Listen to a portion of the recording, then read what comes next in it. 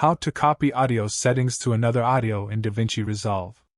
To begin, I added some audio to my timeline.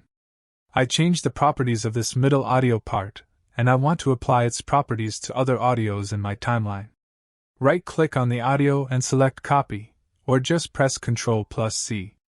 Now select the audios you want, right-click on one of them, and click Paste Attributes, or just press Alt +V. Here make sure Audio Attributes checkbox is checked, select the properties you want to paste, and click Apply. Now all the properties of my first audio are pasted on my second audio. Now let's say we want to copy the attributes of an audio track into another track. To do this, go to the Fairlight page. Here you can see that I added some dynamics and EQ to my audio track 1 and I want to copy them into audio track 2. Just right-click on the audio track 1 and click Copy Attributes. Then right-click on the audio track 2 and click Paste Attributes. Make sure to check Track Attributes, check the properties you want to paste, and click Apply.